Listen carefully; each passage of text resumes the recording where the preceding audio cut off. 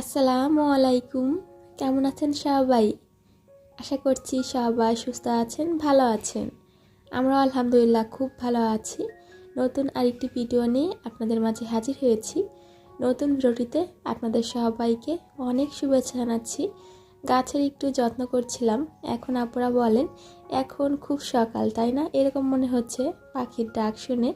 সকালে কিন্তু এরকম কিচিরমিচির পাখি ডাকে, স্নিগ্ধ একটা পরিবেশ, খুব বেশি ভালো লাগছিল। তবে মোটেও সকাল নয়, এতটা সময় আমি বাইরে থেকে ঘুরে এসেছি। আলিফসোনাকে স্কুলে দিয়ে তারপর বাসায় এসে এই কাজগুলো করছিলাম। রমজান মাস জুড়ে স্নিগ্ধতা বিরাজ করে, এটা বলার কিছু নেই।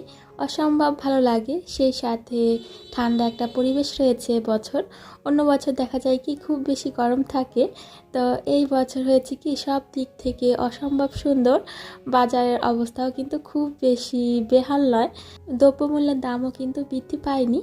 আমার গাছগুলো অসম্ভব সুন্দর লাগছে, তাই না আপুরা? গাছের কিন্তু খুব যত্ন করেছি। সবগুলো গাছের মাটি চেঞ্জ করেছি, নতুন করে গাছ লাগিয়েছি, তো এই জন্য দেখা গিয়েছে কি সুন্দর হয়েছে। সাথে ফুলও দিয়েছে। আমার কাছে এখন বেলকুনিতে গেলেও অসম্ভব ভালো লাগে। নয়নতারা গাছের ফুল হয়েছে, আমার কিন্তু সাদা নয়নতারা গাছ হয়েছে, তো সাদা ফুল দেখতে আমার অসম্ভব ভালো লাগে। তো গাছগুলোকে সুন্দরভাবে পানি দিয়ে এসেছি।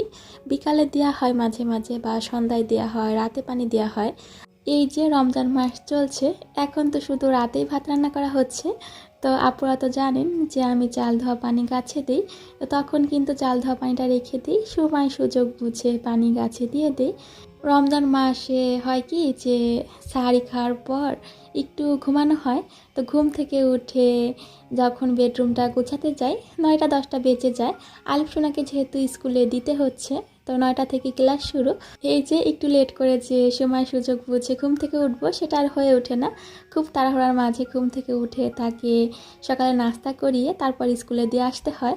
তো এখন কিন্তু স্কুল থেকে এসেই এই কাজগুলো করছি।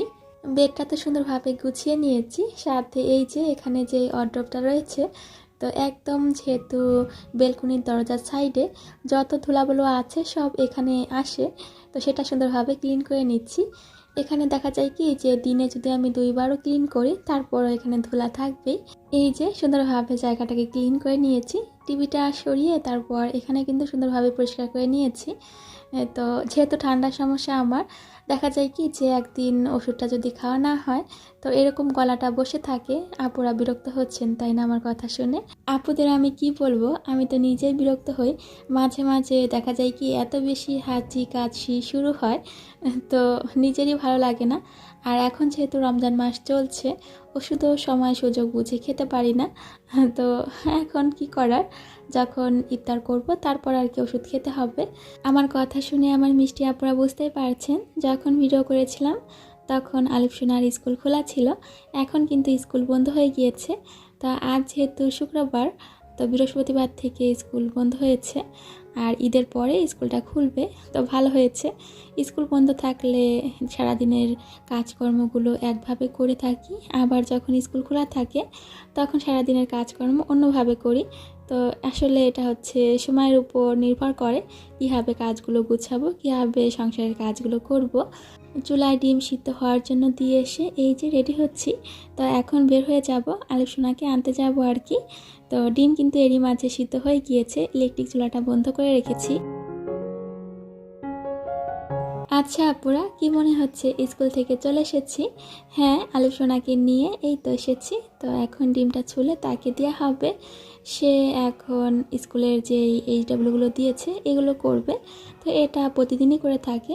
সকালে যে তুলসী পাতাগুলো ছিঁড়েছিলাম গাছ থেকে সেগুলো কিন্তু আছে, তো এটাও তাকে দেওয়া হবে। খুব বেশি কাশি হয়েছে আমার আব্বাজানের, সাথে প্রচুর জ্বর। জ্বরটা রাতে আসে, সকালের দিকে আর থাকে না। তো 102, সাথে 103, 3.5 পর্যন্ত জ্বর এসেছে। এটা 1 দিন 2 দিনের ব্যাপার না, আসলে অনেক দিন ধরে এরকম হচ্ছে। এরই মাঝে তাকে 2বার ডাক্তার দেখানো হয়েছে, তবে কোনোভাবেই ঠিক হচ্ছে না। আমি বাচ্চাকে নিয়ে খুব বেশি চিন্তায় আছি। এখন জ্বরটা নেই, এখন সে আছে তার মতন করে। তবে যখন জ্বর আসে তখন একদম ক্লান্ত হয়ে পড়ে। দেখা যায় কি যদি শুয়ে থাকে একদম ঘুমিয়ে পড়ে। তো কষ্ট হয় তার, আমি তো বুঝতে পারি। তার থেকে মনে হয় যে আমার বেশি কষ্ট হয়। মায়েরা তার সন্তানকে যখন অসুস্থ অবস্থায় দেখে তখন মায়েদের রাতের ঘুম তো হারাম হয়েই যায়, সাথে খারাপ লাগার কথা নাই বলি। এখন যেহেতু কয়েকটা দিন পার হয়েছে, তো আজকের কথাই বলছি আপুরা। এখন কিন্তু আলিফ সোনা আগের থেকে একটু ভালো আছে। তো তাকে এখানে এইচডাব্লিউ করার জন্য দিয়েছি, তো নাস্তাও দিয়েছি। সে তার নাস্তা করবে, তবে এইচডাব্লিউ শেষ করে। এখন বললেও সে করবে না।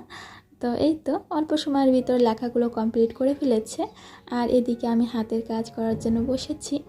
এই হাতের কাজ করছি আজকে 3 দিন ধরে, আজকে হলে 4 দিন এইটুকু কাজ করেছি।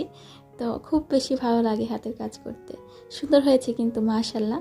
আপুরা কি ভাবছেন, নিজের কাজের প্রশংসা নিজেই করছি। যখন নিজে কোনো কাজ করি যেটা ভালো হয় সেটা কিন্তু ভালোই বলি। তো এখন আপুরা বলে যাবেন যে হাতের কাজটা কীরকম হয়েছে। তো এই তো পাঞ্জাবিতে হাতের কাজ করতে চেয়েছিলাম যে আলিফ সোনা এবং আলিফ সোনার বাবার জন্য একটু হাতের কাজ করে একটা পাঞ্জাবি সেলাই করি, তবে সেটা আর হলো কোথায়। আলিফ সোনা এত বেশি অসুস্থ, তাকে নিয়ে অনেক বেশি ব্যস্ত। তার ভিতরে এই যে ভিডিও করেছি। যদিও পাঞ্জাবিতে সেলাই করতে বসতাম, দেখা যেত কি এই অল্প সময়ের ভিতর সেলাইটা কমপ্লিটও হতো না। তো যেটা করছি সেটা তো অল্প সেলাই, অল্পর ভিতরে কাজটা শেষও হয়ে যাবে। বিথিস ব্লগ থেকে আমার প্রিয় বিথি আপু একটা ভিডিওতে কমেন্ট করেছিলেন যে আলিফ সোনার লেখা কিন্তু অনেক সুন্দর। তো তার বয়স অনুযায়ী তার লেখাটা সুন্দর, আলহামদুলিল্লাহ। আপুকে অসংখ্য ধন্যবাদ আমার আব্বাজানের লেখাগুলো এভাবে মনোযোগ দিয়ে দেখার জন্য। ভালো লাগছিল কিন্তু আপুর কমেন্টটা পড়ে। সেই সাথে এই যে আজ যখন ভিডিও করেছি আমার আব্বাজানের লেখাগুলো, তখন আপুর কথা খুব করে মনে পড়ছিল। তো এই তো রান্নার জন্য সব কিছু গুছিয়ে নিয়েছি। শুধু দুপুরের যে রান্না করব সেটা নয়, কিন্তু এখানে ইফতারি যেগুলো তৈরি করব সেগুলো কিন্তু গুছিয়ে নিয়েছি।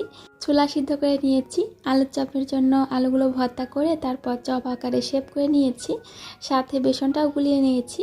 তো এখন রান্না করি চেরির জন্য, তারপর না হয় ইফতারির রান্নাটা করে ফেলবো। আমার এক প্রিয় মিষ্টি আপু কমেন্ট করেছিলেন যে আপু তোমার মুখে অনেক দিন ধরে আব্বাজান কথাটা শুনিনি, এই জন্য আজ কিন্তু বলেছি আপুরা। তো এখন মনে হচ্ছে যে লাস্ট ভিডিওতে হয়তো বলা হয়নি, আজ অনেকবার বলেছি। তো এই তো ভর্তা করব, এই জন্য এখানে আগে শুকনো মরিচটা ভেজে নিয়েছি। কাঁচকলার ভর্তা করছি, এভাবে কাঁচকলার ভর্তা করলে অসম্ভব টেস্টি হয়। কাঁচকলাগুলো ভেজে নিচ্ছি, আর এদিকে রসুন এবং পেঁয়াজটা ভেজে নিব। তো এখানে অনেকগুলো রসুন দিয়েছি, আস্ত দিয়েছি। তো এরকম হলে ভাজা, তারপর নামিয়ে নিচ্ছি।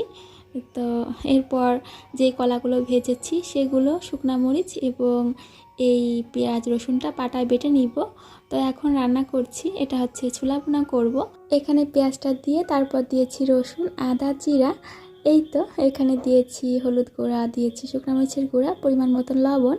তারপর আলু দিয়েছি, সিদ্ধ করে রাখা আলুগুলো খুব ভালো করে মশলার সাথে ভেজে এখানে দিয়েছি। ছোলাগুলো সিদ্ধ করে নিয়েছিলাম সেটা। তো আলু এভাবে আমি দিই ছোলা ভুনাতে সব সময়, তাহলে গ্রেভিটা খুব সুন্দর হয় এবং টেস্টি হয় কিন্তু। লাস্ট ভিডিওতে আমার প্রিয় আপুরা অনেক সুন্দর সুন্দর কমেন্ট করেছেন। আমার সব প্রিয় আপুদের জন্য অনেক ভালোবাসা। আমার আপুরা যারা খুব ভালোবাসা দিয়ে ভিডিওটা দেখছেন, ভিডিওর কোথাও কোনো অংশ ভালো লেগে গেলে আমার ছোট্ট চ্যানেলটি সাবস্ক্রাইব করে বন্ধু হয়ে আমার পাশে থেকে যেতে পারেন। এখানে কলাগুলো ভেজে নিয়েছি, ভাজার পর এরকম হয়েছে, এটা হচ্ছে কাঁচকলা। তো এগুলো পাটায় বেটে পরবর্তীতে ভর্তা করে নিব। এখন যেহেতু রান্নাবান্নার চাপ একটু বেশি, ইফতারি তৈরি করতে হবে, সময়ের আগে ইফতারিগুলো তৈরি করার চেষ্টা করি। তারপর দেখা যায় কি যে শেষ সময়ে না হলে খুব তাড়াহুড়া লেগে যায়। তো যখন শেষ সময় একটু হাতে পাবো তখন আর কি ভর্তাটা করে নিব। তো ছোলা ভুনাটা বাড়িতে নামিয়ে নিয়েছি। Suraya Niaz family blog ID থেকে আমার প্রিয় আপু কমেন্ট করেছেন, আসসালামু আলাইকুম আপু মনি। ওয়ালাইকুম আসসালাম আপু, তোমাকে বকা দিতে আসলাম, কেন এতদিন পর পর ভিডিও দাও আপু মনি। তোমার ভয়েস আর মিষ্টি কথাগুলো অনেক মিস করেছি আপু, সেই সাথে আলিফ সোনাকে। যাই হোক, অনেক দিন পরে তোমার ভিডিও পেয়ে ভীষণ ভালো লাগলো আপু। ভালোবাসা নিও আপু সোনা, অনেক অনেক অনেক অনেক বেশি ভালোবাসা আপু তোমার জন্য। মন থেকে অনেক দোয়া রইল আমাদের ছোট্ট মামুনি সোনার জন্য। তো এই তো মাছ রান্না করছি, মাছগুলো তো আগেই ক্লিন করে রেখেছিলাম। ছোট মাছও কিন্তু রান্না করছি। তো পাঙ্গাস মাছটা সুন্দরভাবে কষিয়ে তারপর এখানে বাঁধাকপি দিয়ে রান্না করছি। শীতের সবজি শীতের সময় ভালো লাগে, এখন যে বাঁধাকপি দিয়ে এভাবে তরকারিটা রান্না করছি খুব একটা বেশি ভালো লাগেনি। আলিফ সোনা যখন ছোট ছিল আমার বাসায় আমার এক ছোট বোন ছিল, তো সে এখনও বলে আমার এভাবে তরকারি রান্না করার কথা।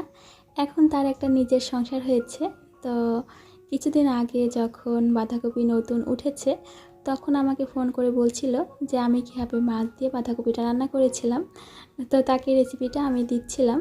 তো এখানে ছোটো মাছ রান্না করেছি ডাঁটা, আলু এবং বেগুন দিয়ে, সেই সাথে মাছ রান্না করেছি বাঁধাকপি দিয়ে, আলু দিয়ে। এই তো এখানে হাত দিয়ে সুন্দরভাবে বেসনটা তৈরি করেছি। আগেই তৈরি করেছিলাম, এখন একটু ভালো করে বেসনটা ফেটিয়ে নিলাম। তবে এই কাজটা কিন্তু আমি হ্যান্ড উইচ দিয়েও করতে পারতাম, বেগুনিগুলো ফুলকো হতো না তাহলে এত সুন্দর করে। তো এখন গরম তেলে বেগুনিগুলো ভেজে নিব। এখানে চালের গুঁড়া দিয়েছি মশলা বাটা, সাথে দিয়েছি পরিমাণ মতো লবণ, শুকনো মরিচের গুঁড়া, হলুদ গুঁড়া অল্প পরিমাণে। চুলার আঁচটা কিন্তু হাই হিটেই রেখেছি। যখন জালটা একদম লো করে দিব তখন দেখা যাবে কি যে এই যে মুচমুচে এটা কিন্তু হবে না, সাথে তেলটা খুব করে চুষে নিবে বেগুনিগুলো। তো বাদবাকি যেগুলো ছিল সেগুলো এক এক করে ভেজে নিচ্ছি। এরপর আলুর চপ ভাজবো, পেঁয়াজও ভাজবো। তো এখানে কিন্তু ডিমের চপগুলো সুন্দরভাবে ভেজে নিয়েছি। এখানে শুধু সিদ্ধ করে নিয়ে ডিমগুলো তারপর কেটে নিয়েছি ছোট করে, বেসনে কোট করে ভেজে নিয়েছি। আমি সব সময় চেষ্টা করি সময়ের আগে কাজগুলো শেষ করে নেয়ার। একটু গরম গরম ভালো লাগে ইফতারিগুলো, তারপরও একটু আগে ভাগে কাজগুলো গুছিয়ে নিলে ইফতারির সময়টা আর কি রিল্যাক্স মোডে থাকা যায়। আজ আর সেটা হলো কোথায়, আজ 5 মিনিট আগে ইফতারির টেবিলটা সুন্দরভাবে গুছিয়ে নিয়েছি। তো এখানে আলুর চপগুলো ভেজে নিয়েছি, তারপরেই তো পেঁয়াজগুলো সুন্দরভাবে ভেজে নিয়েছি। ফ্রোজেন ডাল দিয়ে যদি পেঁয়াজ ভাজা হয় তাহলে আমার কাছে মনে হয় কি যে খুব একটা টেস্টিও হয় না, মুচমুচে ভাবটাও থাকে না। আজ কিন্তু ফ্রোজেন ডাল দিয়ে পেঁয়াজও তৈরি করেছি। তো এই তো এখন ভর্তা তৈরি করে নিচ্ছি। তো পাটায় এই ভর্তা করতে গিয়েই কিন্তু আমার লেট হয়েছে, তো সুন্দরভাবে বেটে তারপর করছি। হাতে করলেও করা যেত, তবে এত বেশি টেস্টি হতো না আমার কাছে মনে হয়েছে। অপছন্দের সবজিটা এখন পছন্দের তালিকায় চলে এসেছে।